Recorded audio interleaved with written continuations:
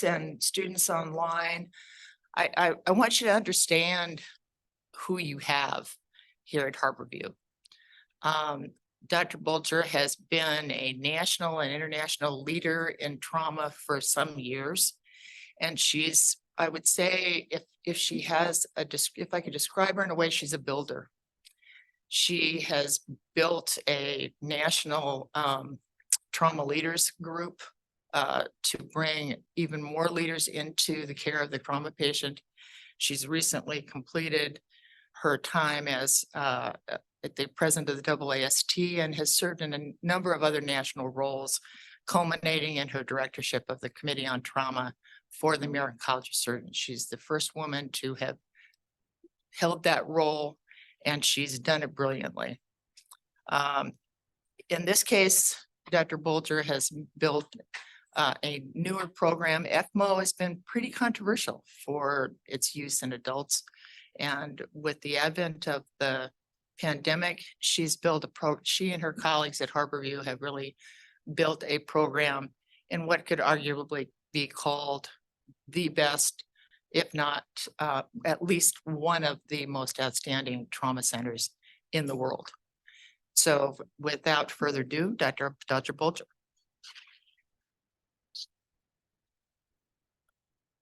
Well, thank you, Lori, for that incredibly kind introduction. And it really is an honor to be here today. And on behalf of the entire Harborview team, talk about a program that we've been working on for about 8 years now. This is a program that we built to meet a regional need, a regional gap that we saw in access to this therapy, particularly for patients with severe respiratory failure.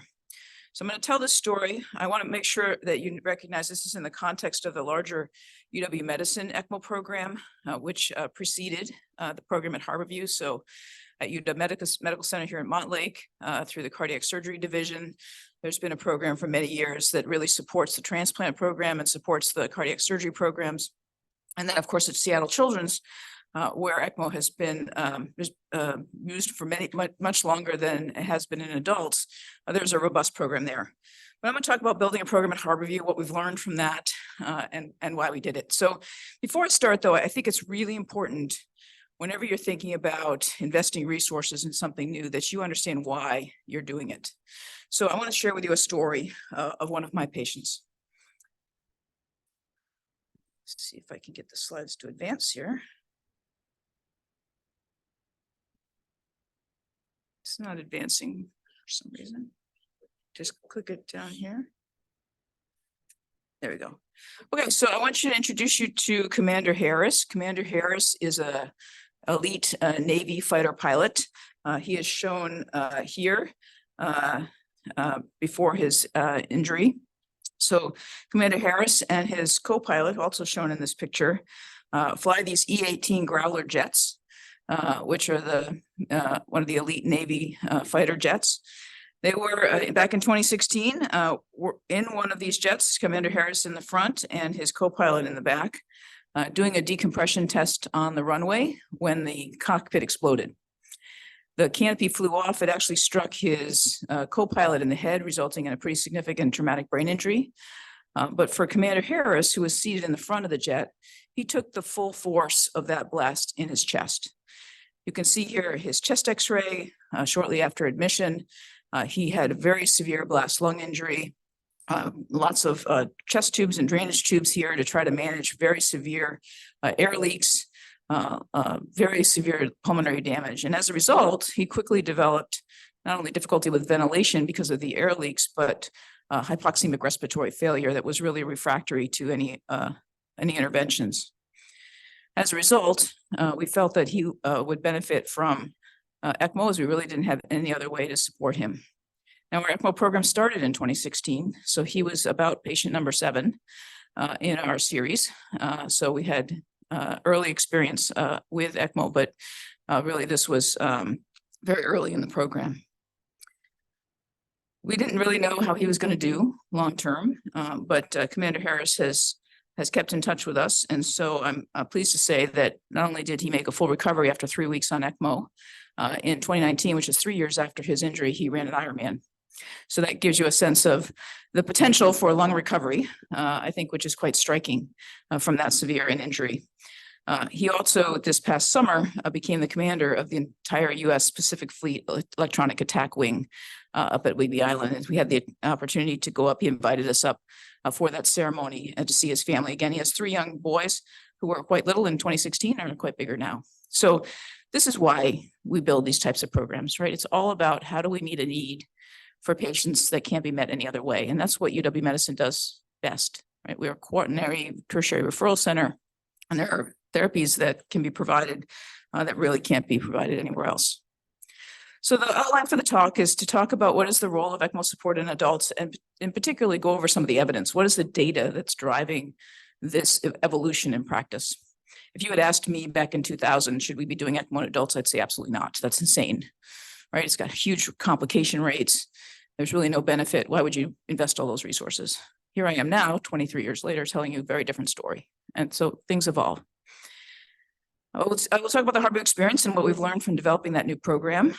I'm going to spend a little bit of time on lessons learned from the pandemic.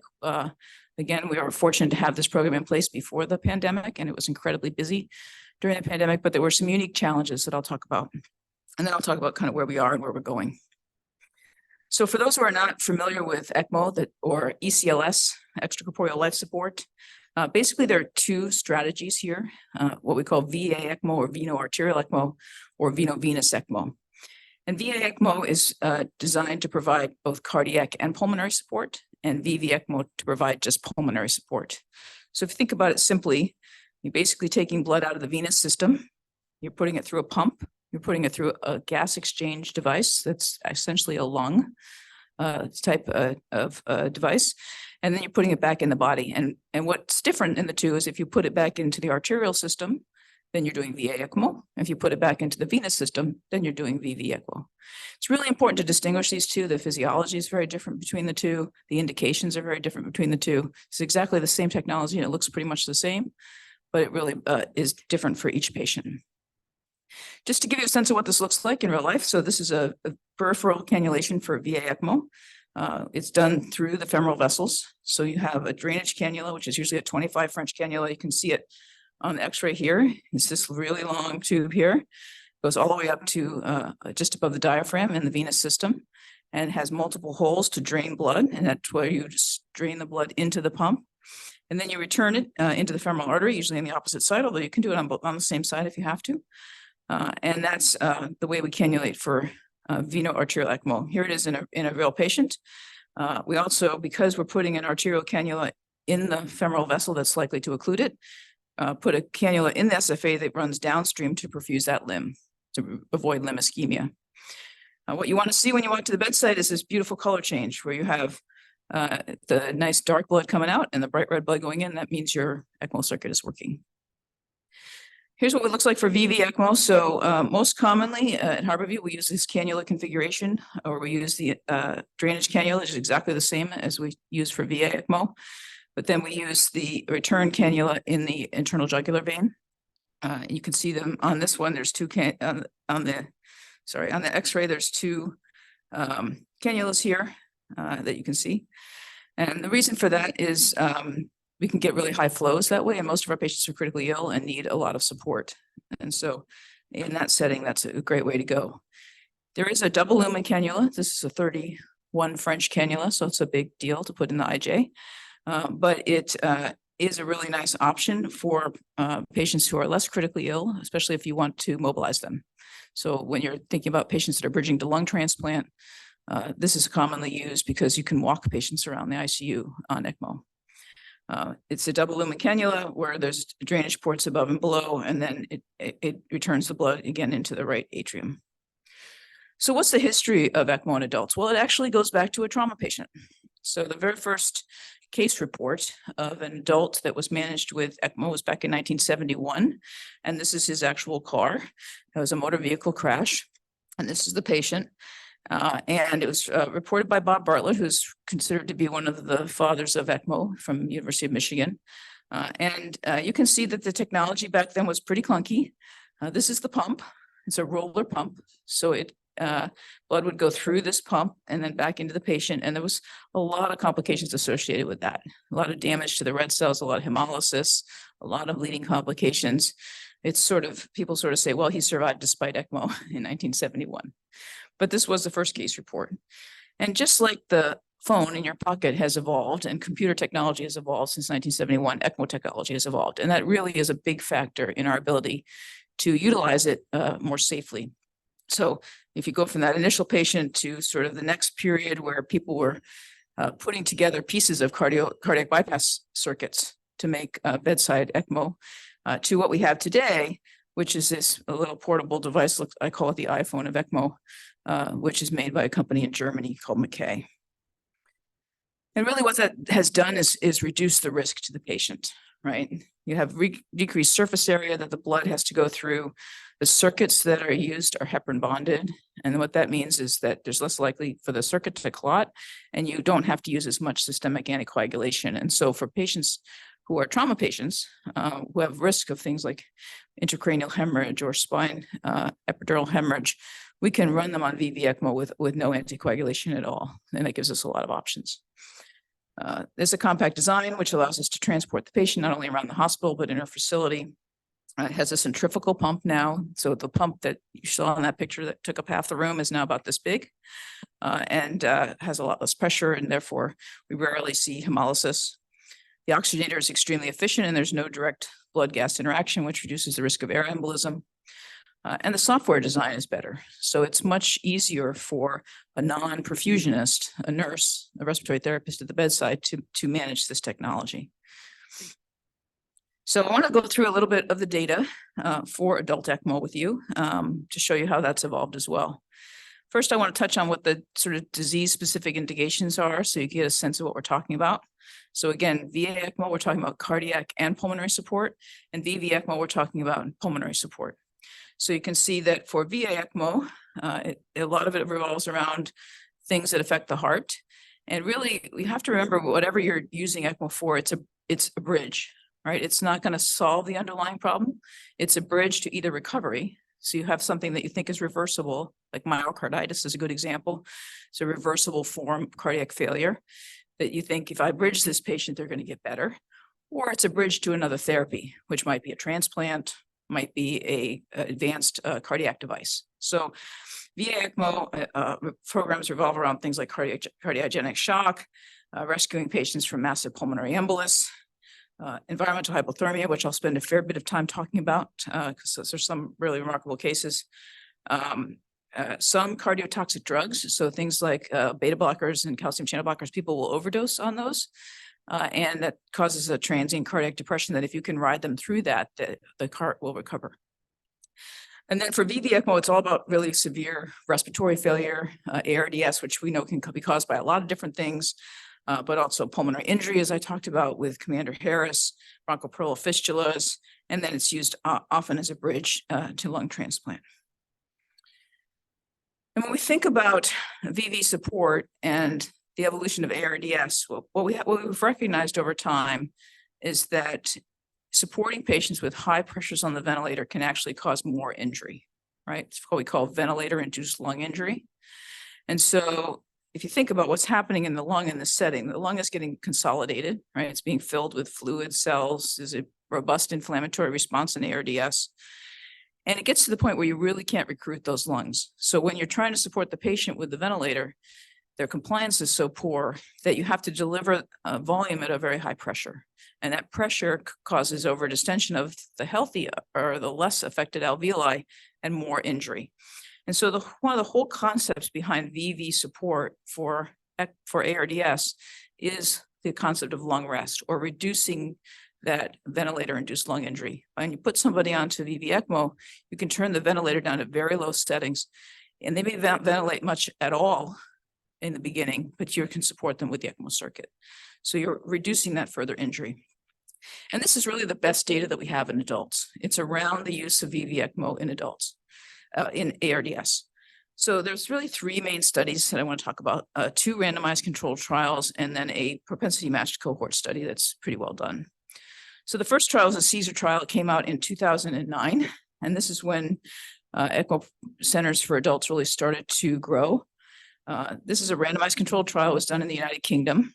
And they randomized patients with severe respiratory failure. You can see P-to-F ratios here, about 75 in the cohorts, to either be referred to an ECMO center where they would go on an ECMO if they met the qualifications, or stay in their local facility and continue to get what they call standard of care. So it's not exactly a randomized trial where you're randomized to ECMO versus no ECMO. You're randomizing to the ECMO center versus not the ECMO center.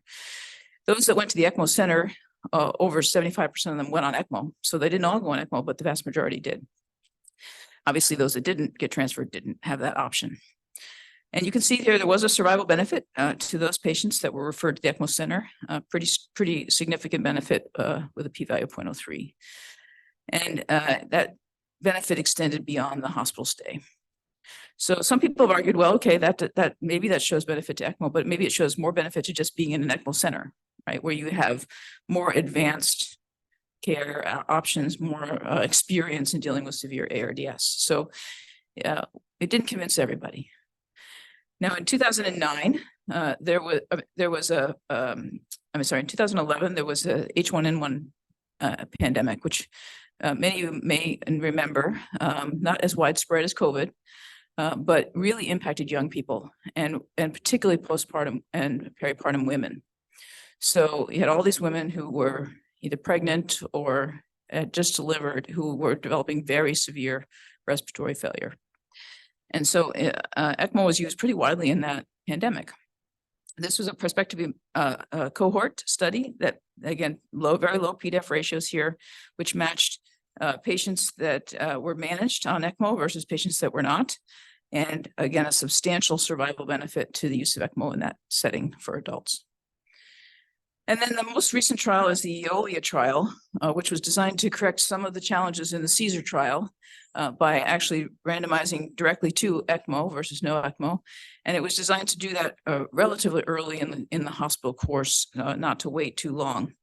Again, similar patient population, P-to-F ratio around 72, difficulty with ventilation, 124 patients randomized to ECMO, 125 to usual care. And again, there's a survival benefit here. It didn't quite reach the p-value. What's interesting is that 28% of the patients in this usual care group ended up crossing over to ECMO.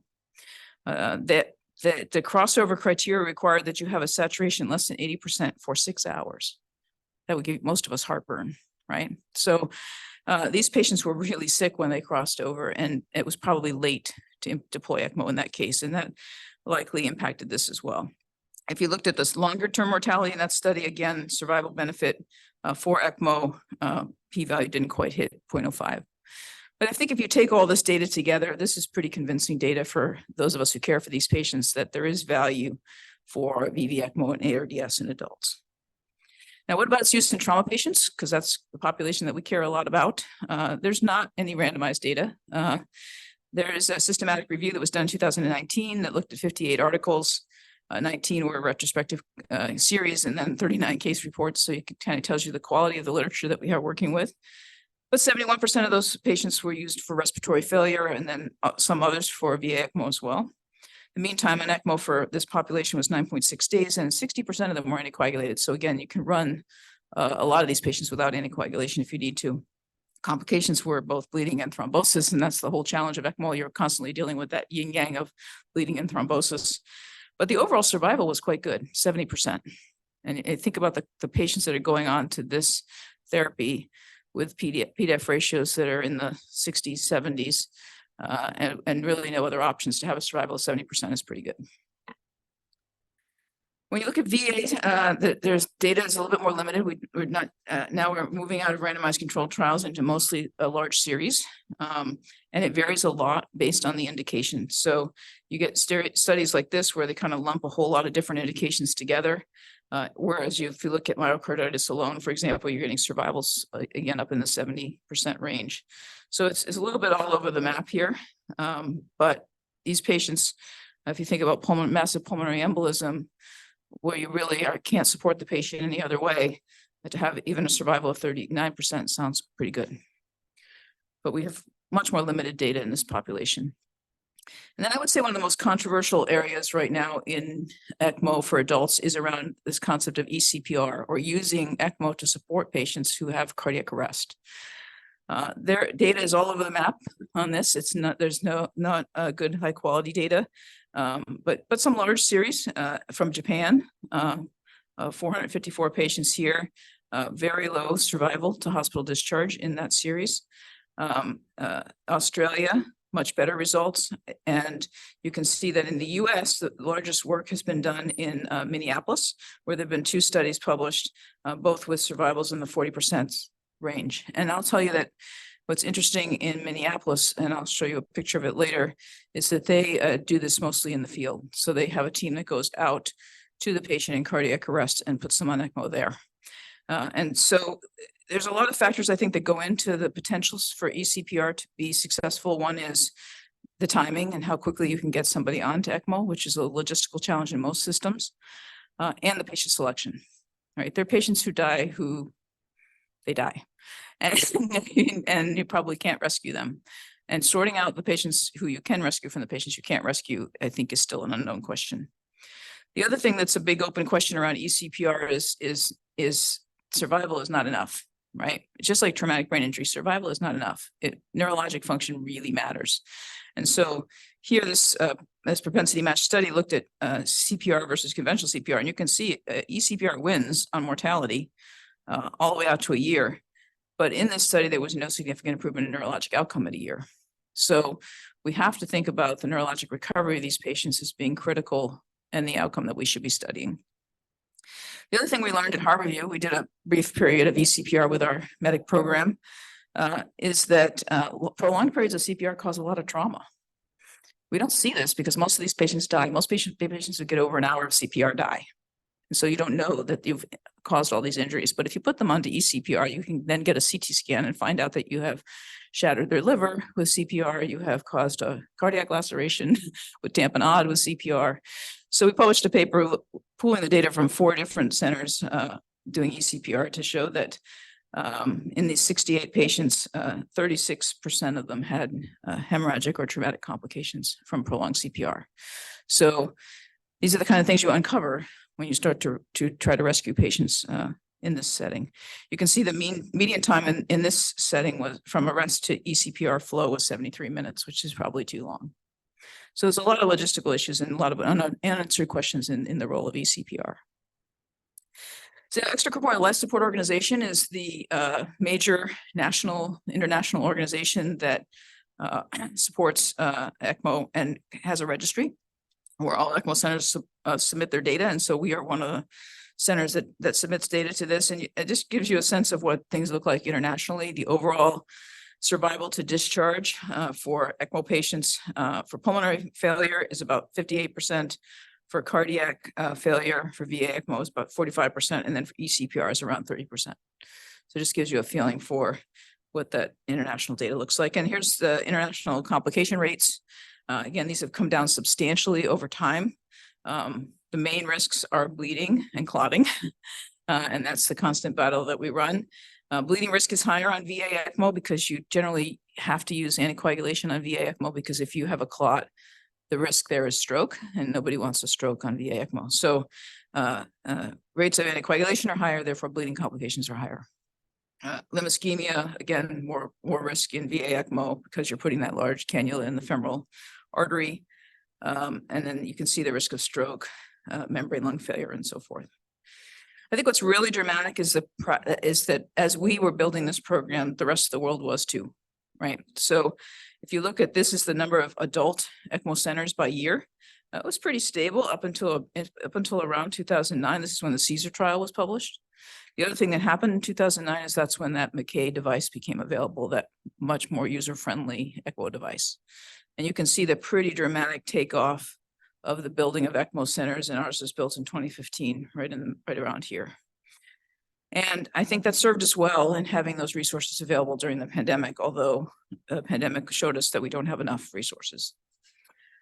So now I'm going to talk more specifically about the Harborview program and where we fit into this program in UW Medicine. So I talked about disease-specific indications. before. But these are the ones that Harborview pretty much serves. We serve all these respiratory failure indications with the exception of bridge to transplant because we don't have a transplant program. That's done over here. And we serve this population of VA ECMO.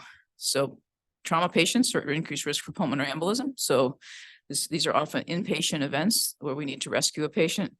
We serve environmental hypothermia. Those patients come to us from the field, and then cardiotoxic injection and working with the Poison Control Center. So these are our primary indications. So our program, as I said, launched in 2016, in April of 2016, although it took about a year to put it together. So we had started these discussions back in 2015. Really a multidisciplinary group came together of faculty from all the different divisions that were interested in this program, reviewed all the data in adults, and made the case that this was a need for the region. And we worked with the cardiac surgery program here to provide support. And I will say the perfusionists were really outstanding in helping us build a training program because we don't have any perfusionists at Harborview, right? So we needed to train our nurses, our respiratory therapists as ECMO specialists. And we built that training program. We also needed to train the faculty. So all the faculty that were in the trauma surgery program had to learn to cannulate, had to learn to manage patients on ECMO. And so we put ourselves through our own educational pathway. Over time, we've also added in some of the EM critical care faculty who've been a tremendous addition to the team. So we have 4 faculty from EM critical care that are part of this service. And our primary focus, again, was going to be on VV ECMO for respiratory failure. That capacity could not be met at Montlake, given how busy the cardiac surgery program is and their need to preserve their circuits for VA ECMO. But other indications soon follow, and that's true of anything else. So you bring in a new technology, and you're faced with a dying patient, you're going to try it, right? So you're going to learn from that. And this is how we're thinking about it. So when you think about kind of what's your toolbox, what's your strategy around managing patients with ARDS? Well, obviously we start with they're on mechanical ventilation. We want to go to a lung protective strategy, right? We go to a lower tidal volume. We think about, how can we reduce ventilator-induced lung injury? We often add in then neuromuscular blockade, for which there's evidence to support use of that in these patients. We then think about prone positioning. Then we start to add an inhaled agent like ibupropanol or nitric oxide. And then, then we would start to think about ECMO. And this is the traditional pathway, right? You go through all of these steps and then you say, okay, they're failing. Now I should think about ECMO. But probably we need to think about it a little bit differently. Right. Again, as I mentioned, ECMO is a strategy for lung protection, and the risks are a lot less than they were in the past. And so I think we should be thinking about ECMO up here. If we are unable to achieve pretty quickly reasonable pulmonary pressures to support the patient, and we're causing ventilator-induced lung injury, we should be thinking about ECMO. And so this is our paradigm now, and what we've been sort of driving all of our consulting services to think about, right? Because you don't know about these patients until you get consulted. So working with our pulmonologists, working with all the different intensivists to try to really push this concept. And we don't do a lot of heart failure at Harborview, although we have done some cath lab rescues. So we have a cath lab at Harborview, and if they get in trouble with a patient, we'll sometimes be called to cannulate, and then we'll transfer the patient over here. But I thought I'd put this in here because it was paper published by our heart failure cardiologists at Montlake that talks about kind of where ECMO fits into heart failure. And really heart failure therapy is evolving pretty rapidly. Dr. Scott and I met with one of our new heart failure cardiologists yesterday to talk about some of their advances in technology around Impella and other devices that can support the heart through a percutaneous approach. But in this paper, they talked about, patients with severe ventricular dysfunction. If it's primarily the left ventricle, can they get by with a Impella 5.0 or tandem heart, or do they need ECMO? And if it's biventricular failure, they often need VA ECMO. Again, this is a bridge to either recovery or another intervention. And then for ongoing CPR at Harborview, we have focused on these 3 populations, as I said: hypothermic arrest, pulmonary embolism, and specific toxic ingestions. And for those who are not familiar with Lucas device, this is a mechanical CPR device. It's being used more and more frequently in the pre-hospital setting because it's a lot safer for the paramedics than doing CPR on the back of a moving ambulance. But it does cause injury, as we showed in that paper. So prolonged periods of Lucas device exposure can cause pretty significant trauma as well. So when you're building a new program, you have to think about a lot of things. You have to think about the logistics, not only the training of the people that are going to be executing the program, but the skill maintenance for them. And that includes not only the ECMO specialists, who are the nurses and respiratory therapists, but also, and the physicians, but also the bedside nurses, the intensivists from other consulting services, the anesthesiologist in the operating room who might get a patient who's on ECMO that needs surgery. You really have to touch every part of the hospital in the planning phase, so nobody's caught off guard, and that you have a plan for each part of the patient's care.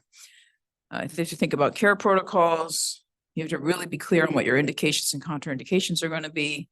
You want to think about how you're going to support families and how you're going to educate families through this. And we routinely consult palliative care for all these patients. These are pretty much the sickest patients in the hospital, and palliative care can be a really great resource in helping navigate that. And then you just think about logistics of how am I going to move the patient around the hospital? What if they need a CT scan? What if they need an operation?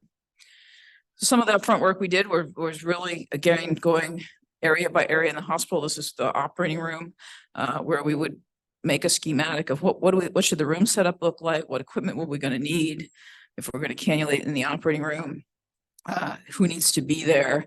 And then we would simulate that, and we would do practices. And here's an example of that. Here's, we're in the operating room doing a simulation, and then we're simulating how we're going to transport that patient back up to the ICU. You seem like sort of routine things, but when you get into one of those elevators with all that stuff, you realize how hard it is, right? And so where are you going to put the pump? When you're moving the patients so that you're not risking, the last thing you want to do is pull one of those cannulas out, right? That's kind of a bad deal.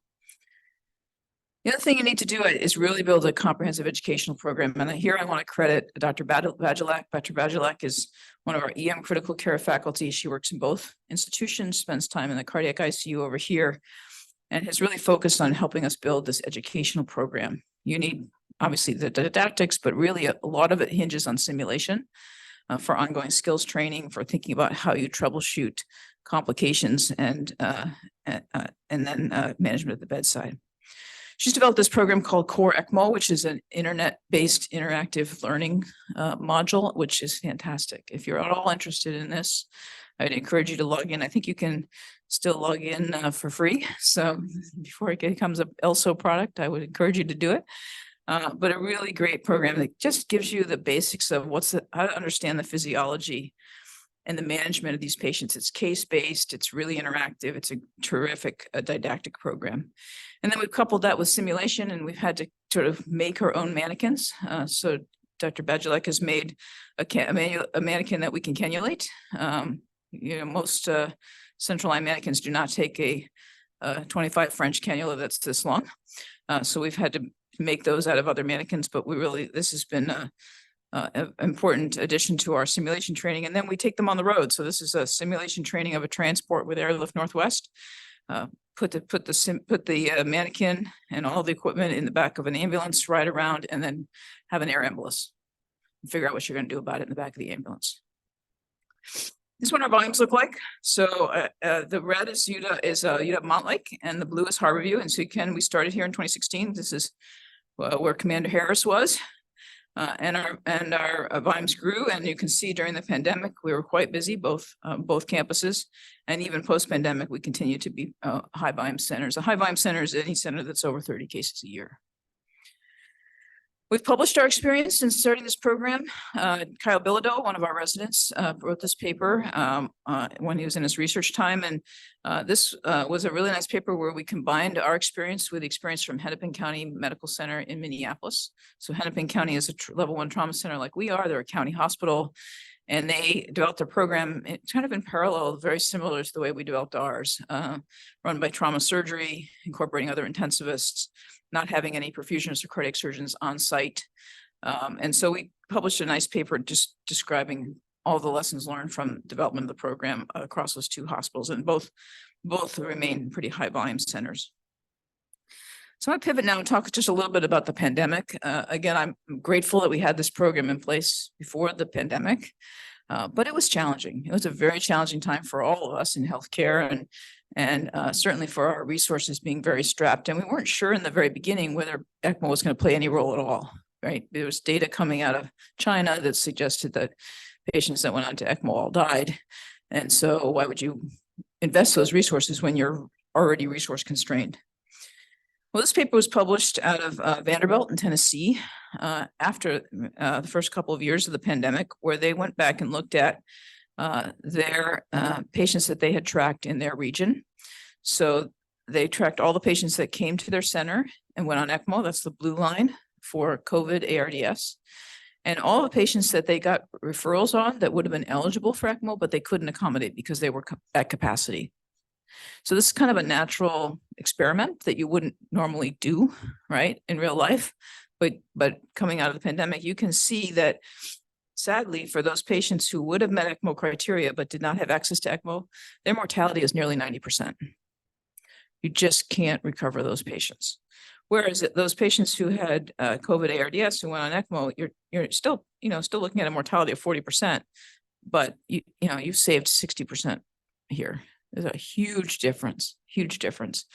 And I think what this tells us is that we need to build this capacity so that it is more readily available in these settings where we have these surge type of respiratory events.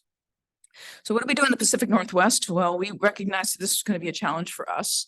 And so one of the things we did very early on in the pandemic was form the Pacific Northwest ECMO Collaborative. This is our website. Basically, we got all of the people on the phone from the region who have any ECMO capacity at all. There are a number of hospitals that have one ECMO pump, primarily used by cardiac surgery to recover patients who can't come off of bypass. Really didn't have a lot of experience with respiratory failure, but they had the capacity. And so we got them on the phone. We started talking together about how we could regionalize ECMO resources during the pandemic, how we could be aware of what the capacity was across the different states, and that we could standardize our indications and contraindications. I think that was really critical. We wanted to all be working off the same page and make sure that as the evidence evolved around the use of ECMO and COVID, that we were keeping up with it.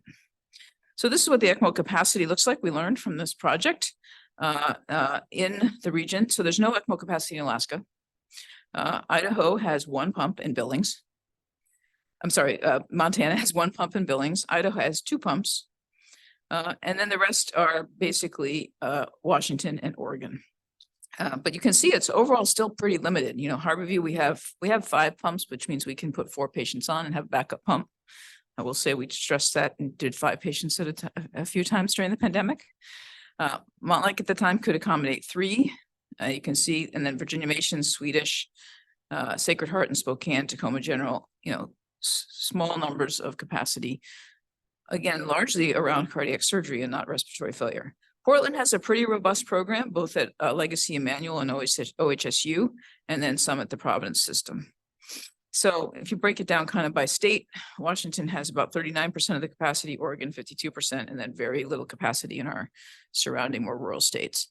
And we felt this during the pandemic. We were getting calls actually from as far away as Oklahoma and South Dakota and North Dakota trying to send us patients for ECMO.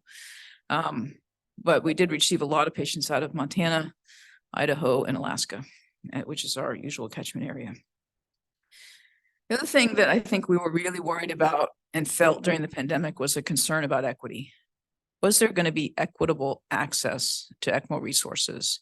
We know, and I think that the pandemic put a light on a lot of the inequities in healthcare, right? And patients who were at greater risk for ECMO, who had less access to the vaccine, were often underserved populations. And so I want to give a lot of credit here to Barclay Stewart and Anna Condella, who really led this project to think thoughtfully about what we call the circuit of equity in ECMO and ECMO referrals, and how you can build your system to ensure that you're trying to minimize bias and who has access to this resource. And it talks about, sort of each step in the referral pattern from the time you give the phone call, the information that's given over the phone to you. How can you standardize that with a referral call template so that you kind of minimize bias? How can you make sure that you have standard inclusion and exclusion criteria across the region, which we did, I think, well through the collaborative. And then I think one of the greatest things we learned is the importance of really having a full discussion on each patient with a group of stakeholders. We didn't want to put any one person in the position of being the one that turns down the patient that would otherwise qualify for ECMO. So we put together a Teams chat, which still exists today, and we discussed every transfer center call, every patient that we were thinking about cannulating, to make sure that we as a team agreed that this was the right thing to do. When you have a limited resource and you're trying to make complex decisions and you're trying to ensure equity, I think that's a really good strategy. We also spent a lot of time with cultural mediators, and you know that managing families in the ICU in this setting was extremely challenging because we couldn't have visitors. And when you can't see a patient who's been on ECMO for a month, right, other than through a Zoom camera, it's really hard for the family to understand the circumstances that you're in. So lots of challenges there, but I've referenced this paper for you, which was, I think, a really nice publication on some of these challenges. So what other things do we learn on ECMO for COVID? Well, these patients tended to require a longer duration of support than our typical respiratory failure patients. Their time to lung recovery was a lot longer. And that also can be stressful on the team and on the family, and knowing when to stop was really unclear. These patients had a much greater risk of thrombosis related to this virus, and so we had to use more anticoagulation. Therefore, we had more bleeding complications. We had some patients with devastating head bleeds, spontaneous head bleeds on anticoagulation that was really difficult to manage. These patients were often treated with immunosuppressive drugs to manage the COVID, and so that increased the risk of secondary infection. We did learn how we can prone on ECMO, and it's feasible. These patients had a much higher rate of RV failure, which made them also very difficult to manage and required sometimes more advanced interventions. And then, as I mentioned, I think the biggest thing we learned is the issue of provider burnout and moral distress, not only in the physician team, but in the nursing teams at the bedside. Who these patients had very long runs. Sometimes it starts to appear like it's futile and what are we doing? And it can be really challenging. And so I can't emphasize enough the importance of team-based communication, both within the team that's making decisions and within the provider teams, and really engaging the nurses, the consulting services, and making sure that everybody's on the same page with these patients. The other thing I think that was a real challenge for us was that we had a lot of patients out there who would qualify to bring in for ECMO, just like the Tennessee program, and we couldn't bring them in. We just couldn't. We didn't have any more capacity, and that was really hard.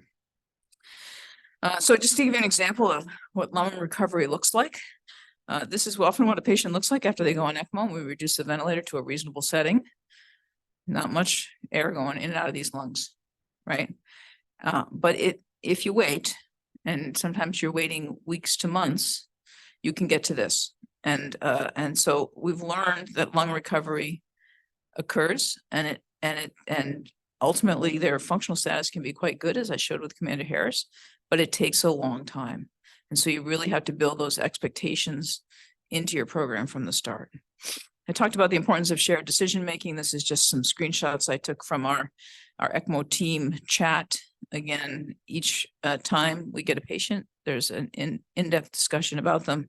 And this is also a way to keep the team updated and into what's happening with patients as we go along. This has really been a great resource for us. And it still amazes me. It could be 2 o'clock in the morning, your phone chirps, and there's like 8 people on the phone.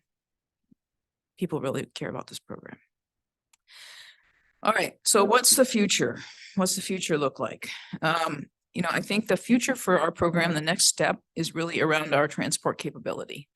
So what we did during the pandemic was we built a capacity to do what we call secondary transport. So if another hospital, like one of those little hospitals in Idaho or Montana, put a patient on pump, we figured out how to go get them. It was really a volunteer service. It's like running a volunteer fire department. It's like, who can go today to Idaho? Okay, I'll go. Great. Barclay Stewart gets in a plane. He goes to Idaho, right? I mean, that's how we did it. It's not a sustainable model. This was a trip I took on New Year's Eve in 2020.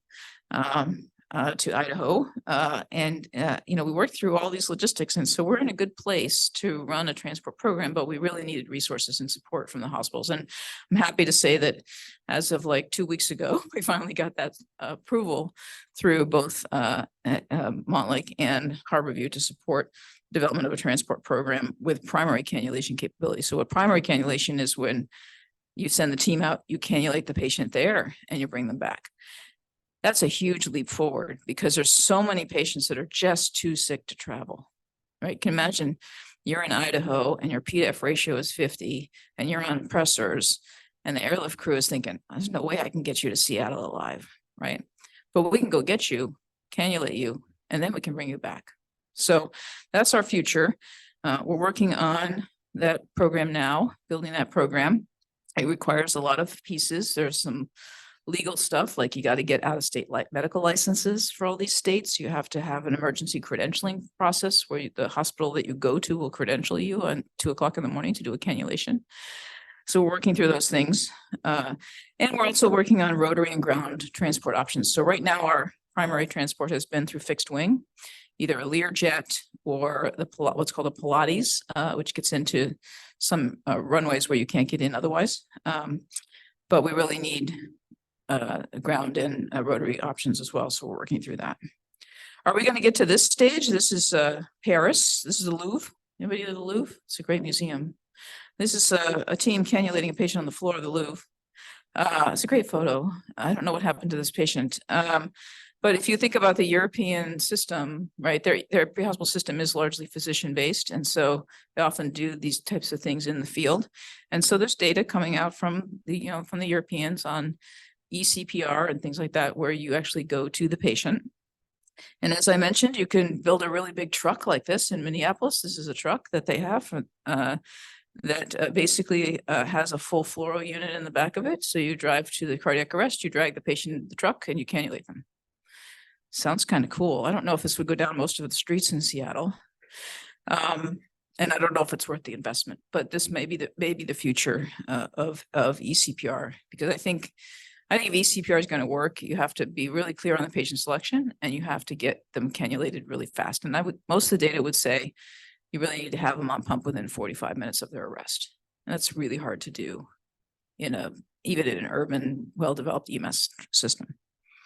And I end with a couple more stories, because again, I want to take us back to the why, right? Why are we doing this? So I got Commander Harris in your head already, right? He's one of my whys. Here's another one. This is a 55-year-old gentleman, trauma patient. 3 days after his injury, he collapses on the floor. Has this ever happened to you? On Harborview? Okay, patient collapses on the floor. His respiratory rate is 30. He's agitated. His oxygen saturation is 95%, but he's on a non-rebreather. He wasn't on any oxygen before this. His blood pressure is 80. He's an AFib with a RVR, and you don't have any other history of cardiac or respiratory disorder. Here's his blood gas, 7.19, 38, 100. That's on 100%. So pretty poor PDF ratio. And you have right heart strain on a bedside echo. What are you thinking of? What's the diagnosis? John? PE, right? You're worried about PE. Okay. So you give him some anticoagulation, he goes to the scanner. Can you guys see this? I'm not a radiologist, but I can see this. This is a blockage here. That's bad. There's a blockage here. That's bad. It's a saddle embolus, right? Okay, now he's in the CT scanner and his blood pressure is 50. What do you do? Well, the CT scanner is pretty close to IR, so they decided to go to IR because they thought maybe we can do a catheter-directed thrombolysis. They started giving him more anticoagulation. He started on pressors. He gets to IRA codes. Okay, then they thought maybe we should activate the ECMO team. And now I'm hoping in the future they will activate the ECMO team earlier than that. Like we built it now into the PE response, so we should know about this patient before they ever went to the scanner. But in any case, we're in the cath lab, so we cannulate him on VA ECMO, stabilize him. They're able to retrieve the clot through IR. Spends 6 days on VA ECMO with a 70% resolution of his thrombus, which improves his cardiac function, and he goes home neurologically intact. This is a rescue. This is what we call surgical rescue. Without this therapy, this patient would die. There's no doubt in my mind. All right, now I want to talk about hypothermia. This is to me has been the most fascinating part of this journey. is caring for these patients with profound environmental hypothermia. You hear about these stories, right? You hear about the little kid that falls through the ice, right? And has a long period of CPR and then survives. Well, one of the biggest advantages of ECMO is it's a great way to rewarm patients rapidly, right? Central rewarming. And you really can't take a patient whose temperature is in the 20s and rewarm them effectively. Really just can't do that without something like ECMO. And so we've learned, and this was our first patient that we cared for. This is a young woman. She's 22 years old. It was January. She and her boyfriend tried to cross the Sound in the middle of the night in January in a storm, in a boat that's 15 feet long. Don't do that. Okay, that's number one, injury prevention here. Don't do that. The boat capsized, and unfortunately, her boyfriend drowned. But she was able to hold on to the boat, and she called 911 while holding onto the boat.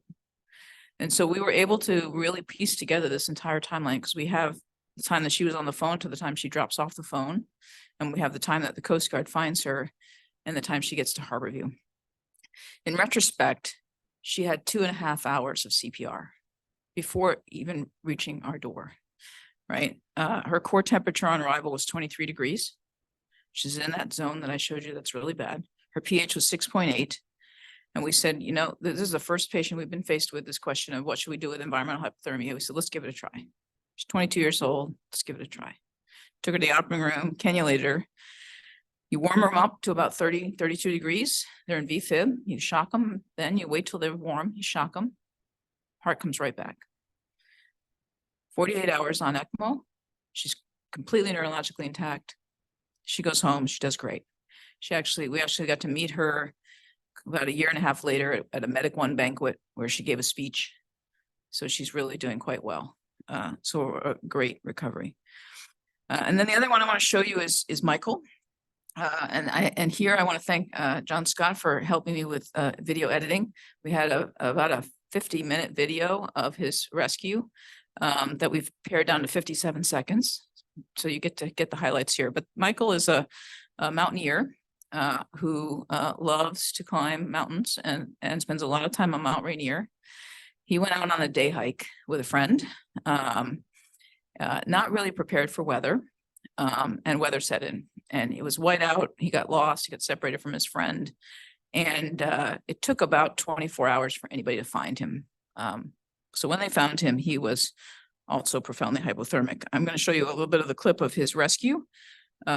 He was in a remote part of the mountain, so the SAR team from Whidbey Island had to go and retrieve him. And see if we can show this video.